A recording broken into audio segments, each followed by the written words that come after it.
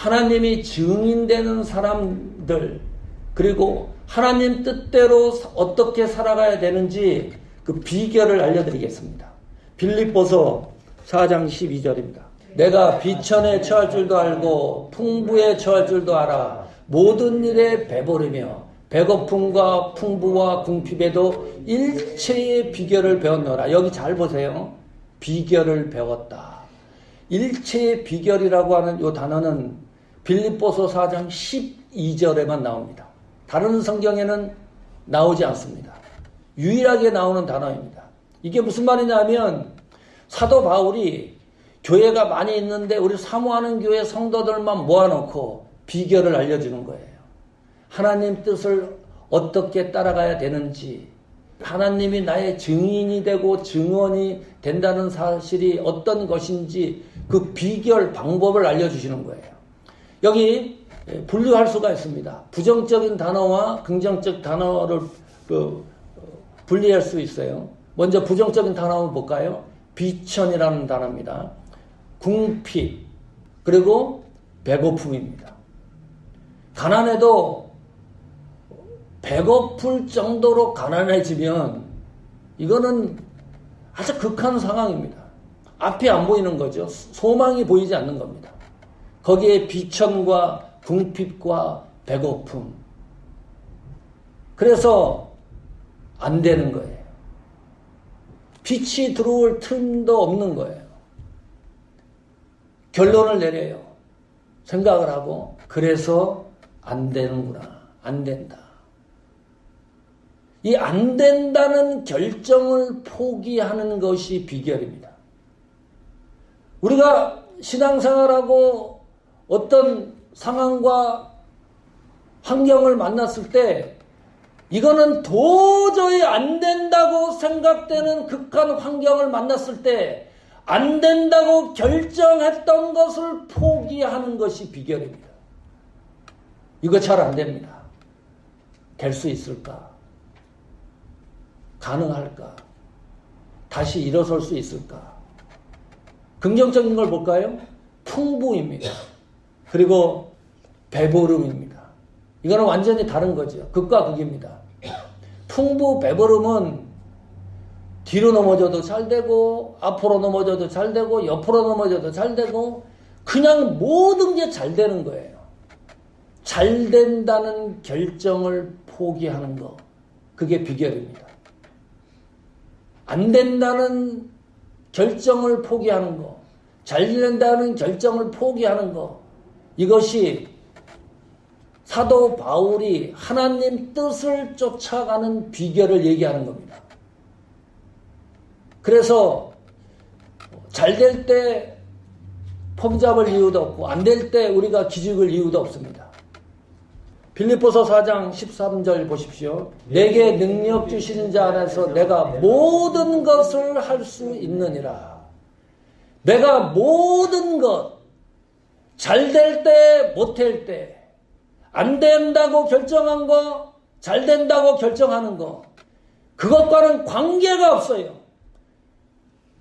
능력 주시는 자 안에서 할 수 있다는 것, 그 사실을 믿고 따라가는 것이 하나님의 뜻입니다. 이게 쉬운 건 아니죠. 능력 주신 자 안에서 모든 것이 가능할 수 있다는 사실을 믿고 따라가는 것이 비결입니다. 내가 모든 것 안에 들어가는 것이 아니라 능력 주시는 자 안에 포함되는 것이 중요한 거죠. 이 말씀이 그대로 성취되기를 축복합니다. 그 하나님의 뜻을 쫓아가는 사람에 대해서 그러니까 예수님이 증언을 서시고 증인을 되어 주시는 거예요. 예수님과 관계되지 않는 사람들에게 예수님이 증인을 서줄 이유가 없습니다. 세 번째, 그렇다면 이 일체의 비결을 알고 하나님의 뜻을 쫓아가는 사람들에게 나타나는 현상이 희생과 손해입니다. 하나님의 뜻을 따라가면 반드시 희생과 손해가 따릅니다. 하나님이 증인을 서는 사람들에게는, 교회에게는 반드시 희생과 손해가 있습니다. 공식입니다. 그래서 바울은 그것을 복음의 고난이라고 이야기를 했습니다. 그렇기 때문에 하나님이 보증을 쓰고 증인을 설 수밖에 없습니다. 우리 사모하는 교회의 모태교회가 에피포도 교회입니다. LA에 교회가 있을 때 정병원, 알고 계시는 분 있을지 모르는데 정병원 3층에 있었습니다. 그때 어느 하루 이미 전도사님이 박영식 선교사님을 소개시켜줬습니다. 박 선교사님이 주일마다 멕시코 내려가서 선교하고 또 올라오고 그런 일을 반복했습니다. 레슨할 공간을 찾고 있었습니다. 이 박영식 선교사님이 그 키보드하고 드럼, 기타 이런 것에 능숙한 분입니다. 일주일 동안 레슨을 해서 그 레슨한 것을 돈을 모아서 선교에 사용하고 있었습니다. 우리 교회를 사용하고 싶다 그래서 찾고 있었는데 잘 안 돼서 사용하시라고 멕시코 내려가실 때 비치에 있는 한국 식당에서 만나서 음식 같이 먹고 키를 줬습니다. 목사님 마음껏 사용하시라고. 1년이 됐습니다. 목사님이 우리 에피포도 교회 공간을 사용하신 지 낮에는 일주일 동안 계속 사용하고 있었습니다. 마침 리스를 재계약하는 때였습니다. 근데 주인이 갑자기 나가라 그러는 거예요. 우리가 이 공간을 사용해야 된다고. 그래서 어쩔 수 없이 도저히 방법이 없었습니다. 그 교회 짐을 창고를 빌려가지고 갖다 집어넣고 시간적인 손해, 또 물질적인 손해, 정신적인 손해, 갑자기 그 다음 주날 예배 드릴 곳이 없어 사라져 버렸습니다.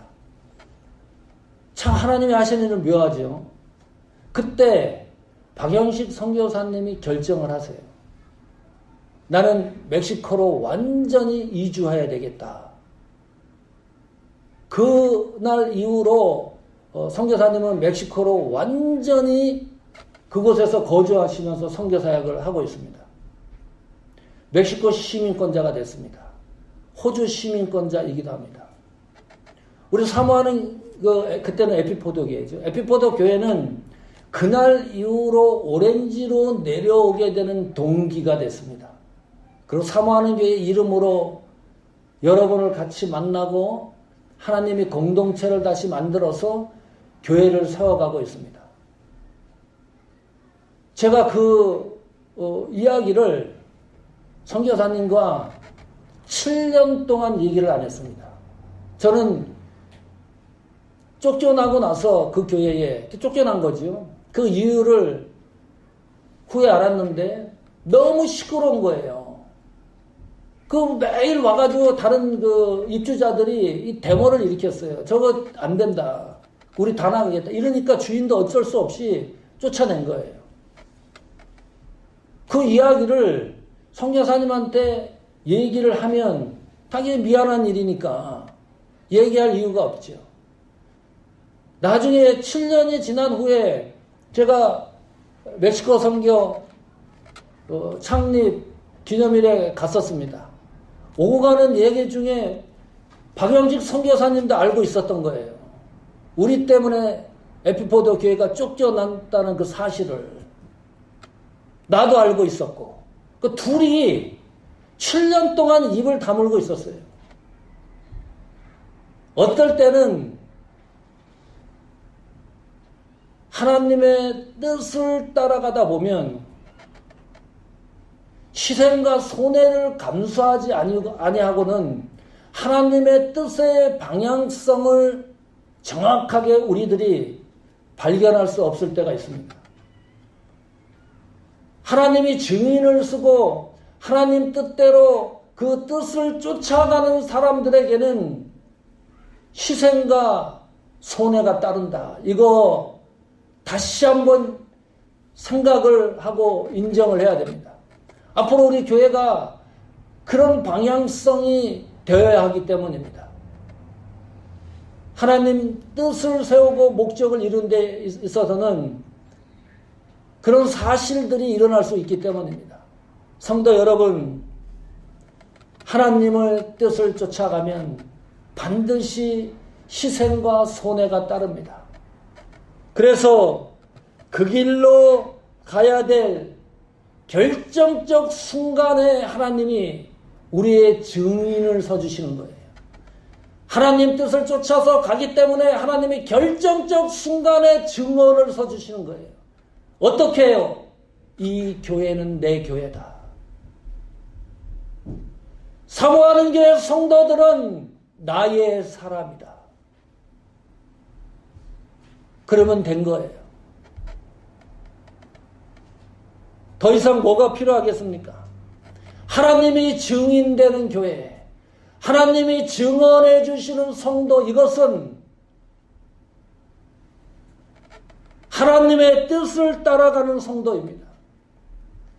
하나님이 우리 교회를 증언해 주시고 하나님이 내 신앙과 믿음을 증인을 서 주신다 그러면 그걸로 된 거예요. 더 이상 무엇이 필요합니까? 그 은혜가 족한 줄로 아는 축복이 여러분들에게 넘치기를 축원합니다.